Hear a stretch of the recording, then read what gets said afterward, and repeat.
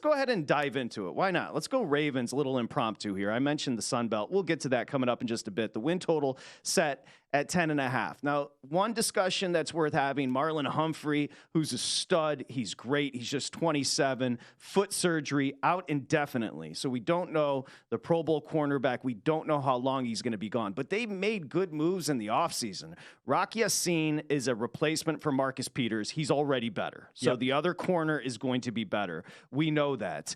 They've done a hell of a job offensively. If you take a look, 10 wins last year, that's what John Harbaugh does. He wakes up, he yawns, and he wins 10 with the Baltimore Ravens throughout his career. They were 3-3 in the division. But you can argue that this is the most talent, and I know you're not a Lamar guy, but we will all concede this is the most talent he's had. Odell Beckham Jr. is going to be healthy. He's going to be hungry. And then Zay Flowers is the big one. We like Bateman, but Flowers, I think that the three of us would agree, could be very explosive. J.K. Dobbins on a contract year, I like that. Hasn't been healthy for 2 years. When he's healthy, he's a top 5 guy in the backfield. Mark Andrews, a consistent stud, so he's loaded with the best weapons he's had, and we can dig into the defense a little bit more. I think it's a slept-on defense because they lost a couple of pieces up front, but they're gaining pieces, whether it be free agency or coming back from injury. Ojabo, as I just mentioned. I think this team has a chance. It's in a very good division to be very special. I think in the AFC, you can make a case for several teams that are under the radar. Baltimore probably being the highest on that list to potentially have a great season. Remember last year, Lamar missed a ton of time. They were 10-7. But I want to go back to the defense. The one name, and we don't see a ton of football trades that really kind of resonate with the general public. Getting Roquan Smith was a huge, huge boon for the Baltimore Ravens. I think it's a great pickup. You mentioned Marlon Humphrey. I got to tell you guys, that is a concern because for me, Marlon Humphrey is a top 3 to top 5 cornerback in the National Football League. He is that good. I love Kyle Hamilton in that secondary, Patrick. You're absolutely right on the defense side of the ball. These guys can be elite. Ronnie Stanley's got to stay healthy on the left side. If he does, I think he's a difference maker. He's fully healthy. Yeah, I'm glad you brought that up. This is the first time we've seen Ronnie Stanley. He fully healthy. He got healthy towards the end of last year, Amal, and he comes into the season as healthy as he's been as a pro. Yeah, that's one of the keys. If he's healthy, I like Lindbaum on the front line there at the center position. This team, Zeitler there as well. This is a dangerous team. You mentioned the backfield. Dobbins, you're a big fan of. I like him as well. I like Gus Edwards, who's tough. This is a team that's got some depth there. You've got Melvin Gordon, Justice Hill also.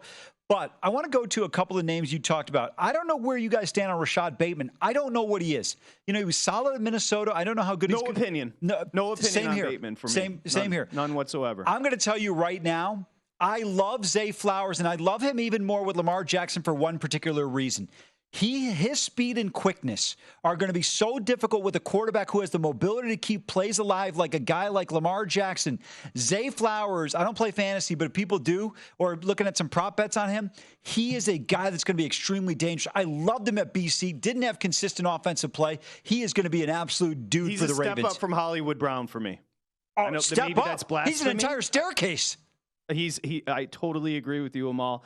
Look, I think Lamar Jackson's – pull up his prop for me, big guy. I think he's going to pass for 4,000 yards. The Monken offense outside, if you just take and juxtapose what Roman was trying to do, they're going to take more downfield shots, and he has the weapons to take those shots. Even Andrews can be a guy that can stretch it. The attempts are going to go up. The yards per attempt are going to go up. Last year he threw for over 3,100 yards, but he didn't play the whole entire season. If you have the passing yards prop, I think he gets close to 4K. We'll pull it up here in just a little bit. But again, this is, to me, a team to look out for. Defensively, you mentioned Kyle Hamilton. Marcus Williams is going to be healthy. Broderick and Washington up front. I mentioned Ojabo, Owe. Now adding Jadeveon Clowney where you can spot use them. Roquan Smith frees up Patrick Queen, and we saw that last year after the trade. Go ahead, big guy. 3,500 and a half. You get even money on the over. Let's go. Let's go. If he stays healthy, he's motivated, Monken's going to run a completely different offense. It's going to look more like a pro-style offense. Dustin, your last 20 seconds with you on the Ravens. John Harbaugh averages 9.8 wins a year. We didn't even mention that he is an elite-level head coach. Much like Rob Ryan, if he was fired today, he'd be hired again in 5 seconds. Okay, it's Ravens as we go way off track on a Friday. The Bengals are your betting favorite in the North at plus 150. In division, your second betting favorite, the Ravens, at plus 235. The Browns, are loaded. Whether or not Watson performs, we shall see. And the Steelers, it's Mike Tomlin, Kenny Pickett, year 2. You did see promise. This is a great division as far as betting's concerned. The Bengals at plus 150. Again, the Ravens at plus 235. Does that feel right as far as the pricing? I don't think the Ravens should be that high of a price. I think they are a better challenger to Cincinnati than the Cowboys are to the Philadelphia Eagles in the NFC East. You guys talked about it, and we just talked about it a minute ago. This team, Patrick, you mentioned defensively is a very good team. I got to tell you, Roquan Smith's a 3-time All-Pro, not a Pro Bowler. That's much more impressive to me, making All-Pro. This team, with a healthy Lamar Jackson, with their backfield, they are a dangerous bunch. I don't think they should be discounted at all. And Dustin mentioned how good of a coach Harbaugh is. For my money, John Harbaugh is the best game manager in the National Football League. They have the greatest kicker in the history of the league. And also, I think this team is a very good bet and very much alive at plus 235 to win this division. I think what happens, Dustin and Amal, I think what happens with somebody like a Harbaugh is you get restless. It's almost like a long-term relationship where things are good. Things are copacetic. There's no reason to bounce. Outside looking in, people are like, that's a happily married couple. They seem to get along. You go out in groups, they don't fight. They look at each other longingly. And then all of a sudden you see somebody get a little restless and they bail and they're never happier. That's the Harbaugh effect in Baltimore. It's like if you move on, to quote Rex Ryan's brother, Rob, he'll be unemployed for like 5 minutes and somebody's going to get a great coach. And I give the organization, which has always been very consistent, that being the Ravens, I give the organization credit for just kind of holding on to and riding the ship with John, who's won a Super Bowl. I like the whole philosophy there with the Ravens. First of all, I love the analogy. Very good. And, you know, to your point, it's wanderlust. You know what I'm saying? No, it's no, like no, you but you're always correct. think there's something better out there. I thought it was not necessarily the case. I thought it was incredibly accurate. I can tell you right now, I don't have the list of the 32 coaches in my head, but to me, if John Harbaugh got fired and I owned an NFL team, there's probably only 6 or 7 coaches I'm retaining. I would literally fire my current coach to bring in John Harbaugh.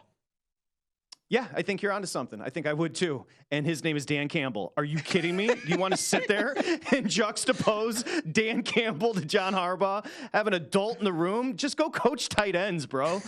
Like, what are we doing? What are we doing? What are we pretending to do? We've got a great roster and a great offensive coordinator. I digress. Go ahead, big guy. Well, I mean, you guys are bringing it all up about Harbaugh. The thing he does best and why he's so successful is he's willing to admit he doesn't know what he doesn't know. And he hires good assistants. He empowers them. They have success. And when it's time to move on, he moves on. Move on from Greg Roman. In comes Todd Monken. And I don't know if you guys are seeing some of the quotes on social media, some of the videos.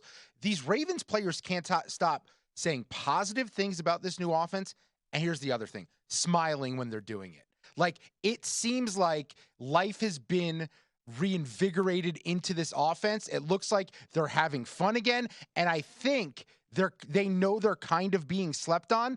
I'm expecting this offense to put up big time numbers, but I actually think the hallmark of this team is the defense. I think it's going to be an elite defense. I think they're going to get after the quarterback. Missing Marlon Humphrey absolutely is an issue, but I will always stand by the fact that cornerbacks are made by an elite pass rush, so that will mitigate some of that. Whoever fills in for him will at least have a great pass rush to help them in their defensive matchups. I agree with everything he just said there, except the drop-off with Humphrey. I think Humphrey's elite. I think he's an absolute I think he's a Hall of Famer. No, that's what I'm saying. I get what you're saying, but I've listened to a lot of these like crazy psycho coordinators talk about our corners are only as good as our pass rush. And pass rush can help make up for missing a guy like that. That's an accurate statement, but I just think Marlon Humphrey's an absolute difference maker. As a physical corner, he is so good in man-to-man coverage. I'm a huge fan of his. But guys, I think this is the toughest division in football, and I know people will argue the AFC East. There's no division in the NFC you're going to argue. Maybe if you want to say the AFC West is the third toughest division, there are 3 teams that legitimately can win this division, not because the other 2 falter, but because a third team actually has a great season. I'll say it. I think it's the league's best defense, every single level. Rocky Yassin, I mentioned, other cornerback 2, upgrade over Marcus Peters. Marcus Peters is done. We mentioned Humphreys. If he's healthy, Amal, I agree. I think he's not good. I think he's exemplary. Up front, Broderick and Washington. Edges, Ajabo, Owe, now Clowney. Linebackers, you mentioned Roquan Smith. What a difference maker freeing up Patrick Queen. And then the safeties, Kyle Hamilton, Marcus Williams. Like, this is not a good. This is San Francisco style defense. I think those are the two best for me. If you look at it, I think it's San Francisco and I think it's Baltimore by the time the year ends. And you combine that with a Lamar Jackson who's no longer making business decisions. It's all about football. It's all about winning, getting to a Super Bowl. He's not looking to protect himself for a contract anymore. We're going to see balls to the wall Lamar. Go to VSiN.com/subscribe to become a VSiN Pro subscriber today.